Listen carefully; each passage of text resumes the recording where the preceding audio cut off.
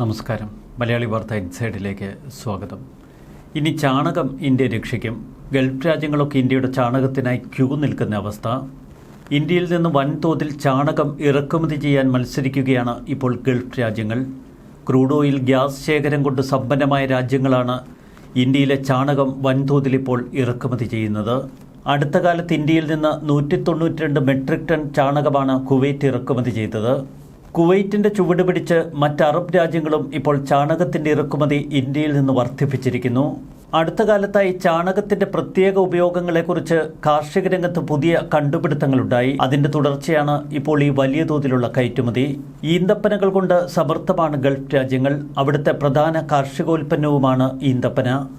അടുത്ത കാലത്ത് സൗദി ഈന്തപ്പഴത്തിൽ നിന്ന് കോള വരെ ഉൽപ്പാദിപ്പിച്ചിരുന്നു. ഗൾഫ് നാടുകളിലെ ഈന്തപ്പഴ വിളകളുടെ വളർച്ചയ്ക്ക് ഏറ്റവുമധികം സഹായിക്കുക ചാണകമാണെന്ന് അവർ തിരിച്ചറിഞ്ഞു. ചാണകം വളമായി ഉപയോഗിക്കുന്നതിലൂടെ ആകെയുള്ള ഉൽപ്പാദനത്തിൽ വലിയ വർധനവാണ് അവർക്ക് ലഭിച്ചത്.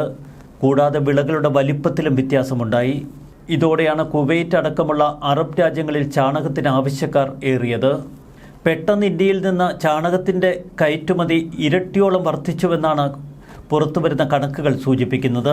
ഇപ്പോൾ 1 കിലോ ചാണകത്തിന് 30 മുതൽ 50 രൂപ വരെ മാർക്കറ്റിൽ വിലയുണ്ട്. ഗൾഫ് രാജ്യങ്ങളിൽ നിന്ന് ഡിമാൻഡ് ഉയരുന്ന സാഹചര്യത്തിൽ വില വർദ്ധിക്കാനാണ് സാധ്യത. ഇന്ത്യയിൽ ഏകദേശം 300 ദശലക്ഷം പശുക്കളുണ്ട് എന്നതാണ് ഏകദേശ കണക്ക്. ഇവയിൽ നിന്ന് ഒരു ദിവസം ഏകദേശം 30 ദശലക്ഷം ടൺ ചാണകമാണ് ലഭിക്കുക. ഇത് വിപണിയിലെത്തിയാൽ സാമ്പത്തിക മേഖലയ്ക്ക് വലിയ ഉണർവുണ്ടാകും. ആരോഗ്യമുള്ള ഒരു പശു പ്രതിദിനം 12 കിലോ ചാണകമിടും. 1300 മില്യൺ ടൺ ചാണകമാണ് ഒരു വർഷം ഇന്ത്യയിൽ നിന്ന് ലഭിക്കുന്നത്. ഇതിൽ വെറും 15% മാത്രമാണ് കൃഷിക്കും മറ്റുമായി ഉപയോഗപ്പെടുത്തുന്നത്. ബാക്കി 85% ഉപയോഗിക്കാതെ നശിച്ചു പോകുന്നു.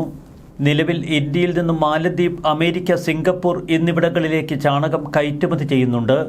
ലോകത്തിലെ ഏറ്റവും കൂടുതൽ ചാണകം കയറ്റുമതി ചെയ്യുന്ന രാജ്യങ്ങളിൽ ഒന്നാണ് ഇന്ത്യ. ഇന്ത്യയിൽ ചാണക കയറ്റുമതി മേഖലയിൽ പ്രവർത്തിക്കുന്ന 174 കയറ്റുമതിക്കാരുണ്ട്.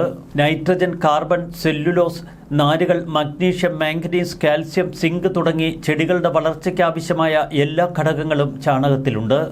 ഉണങ്ങിയ ചാണകത്തെ അപേക്ഷിച്ച് പച്ച ചാണകത്തിന് ഗുണമേറെയാണ്. കാരണം പച്ച ചാണകത്തിൽ കാണുന്ന ബാക്ടീരിയ മണ്ണിലെ സൂക്ഷ്മാണുക്കൾ പെരുകാൻ സഹായിക്കും.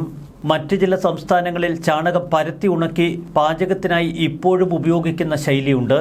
മുൻകാലങ്ങളിൽ വീടുകളിലൊക്കെ നിലം മെഴുകുന്നതിന് ചാണകം ഉപയോഗിച്ചിരുന്നു. പൊട്ടാസ്യം, ഫോസ്ഫറസ്, നൈട്രജൻ എന്നിവ ധാരാളം അടങ്ങിയതുകൊണ്ട് ചാണകവെള്ളം ചെടികളിൽ തളിച്ച് നൽകാം.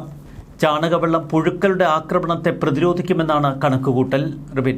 ചാണകവെള്ളം പുഴുക്കളുടെ ആക്രമണത്തെയും പ്രതിരോധിക്കും. ഉണക്കിയ ചാണകം ചാക്കൊന്നിന് കേരളത്തിൽ പോലും ഇപ്പോൾ 150 രൂപ വിലയുണ്ട്. വൻകിട ഫാമുകളൊക്കെ യന്ത്രസഹായത്തോടെയാണ് ചാണകം ഉണക്കുന്നത്. ചെറുകിട ഇടത്തരം കർഷകർ മഴ നനയാതെ ഷെഡ് കെട്ടി അതിൽ ചാണകം നിരത്തിയിട്ടുണങ്ങുന്നു. ചുരുക്കത്തിൽ ചാണകപത്ര നിസ്സാരക്കാരനല്ല എന്ന് വ്യക്തം. ഇന്ത്യയുടെ വാണിജ്യ മേഖലയിൽ ഒരു കുതിച്ചുചാട്ടത്തിന് ചാണകം കാരണമാകുമെന്നാണ് ഈ മേഖലയിലെ വിദഗ്ധർ പറയുന്നത്. ഗൾഫ് രാജ്യങ്ങൾക്ക് പുറമെ മറ്റ് രാജ്യങ്ങൾ കൂടി ഇന്ത്യൻ ചാണകത്തിനെത്തിയാൽ ഇന്ത്യക്കാരുടെ ഭാവി അത് ശോഭനമാകും. ചാണകമെന്നൊക്കെ പറഞ്ഞ് ആക്ഷേപിച്ചവർക്ക് ഇനി ചാണകം ഏറ്റവും നല്ല കയറ്റുമതി ചാണകമെന്നൊക്കെ പറഞ്ഞ് ആക്ഷേപിച്ചവർക്ക് ഇനി എല്ലാം വിഴുങ്ങാം. കാരണം ചാണകം തന്നെയാണ് ഇനി ഏറ്റവും നല്ല കയറ്റുമതി വസ്തുവായി മാറുന്നത്. രാസവളങ്ങളെക്കാൾ എന്തുകൊണ്ടും അനുയോജ്യമാണ് ഈ ചാണകം. കുവൈറ്റും ഗൾഫ് രാജ്യങ്ങളും മാത്രമല്ല, മറ്റ് നിരവധി രാജ്യങ്ങൾ ഇന്ത്യൻ ചാണകത്തിനായി ക്യൂ നിൽക്കേണ്ടി വരും എന്നർത്ഥം. ന്യൂസ് ഡെസ്ക്, മലയാളി വാർത്ത ഇൻസൈഡ്.